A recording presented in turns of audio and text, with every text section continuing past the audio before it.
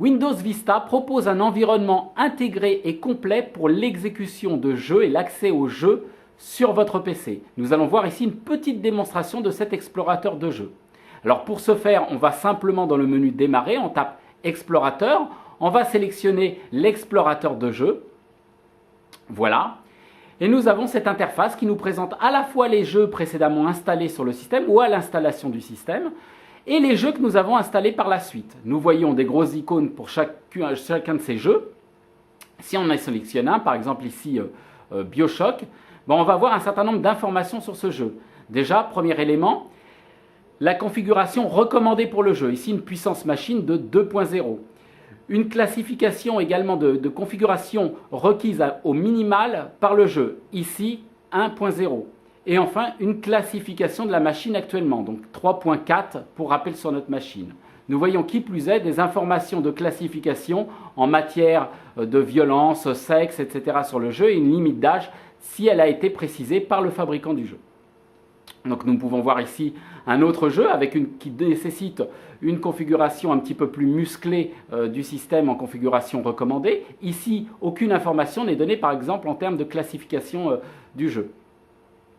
Autre jeu où là c'est l'inverse, on va nous donner une classification, donc 18 ans et plus, mais pas forcément des classifications en matière de performance requise. Donc il récupère à la fois des jeux bien sûr conçus après l'arrivée de Vista, mais également des jeux relativement anciens où on va retrouver ce type d'informations.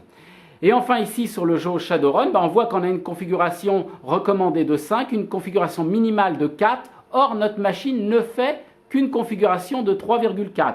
Donc dans ce cas-là, qu'est-ce qu'on va faire? On va tout simplement changer de machine et on va continuer cette démonstration sur une autre machine beaucoup plus puissante pour vous montrer un petit peu l'exécution de ce jeu. C'est ce qu'on fait ici.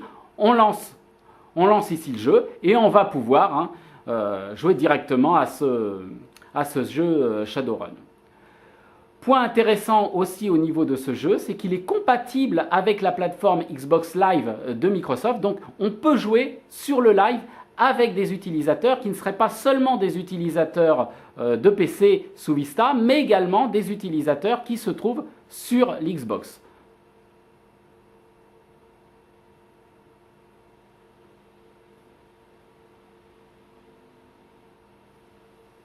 Nous voyons un certain nombre de scènes ici et nous voyons ces mêmes scènes qui sont jouées également sur le live par un autre utilisateur de ce même jeu sur l'Xbox. Alors, petit point complémentaire également, il est possible avec Windows Vista d'utiliser les manettes de l'Xbox connectées à votre PC. Voilà, donc Windows Vista offre un environnement complet pour l'exécution de jeux et l'exécution maîtrisée des différents jeux.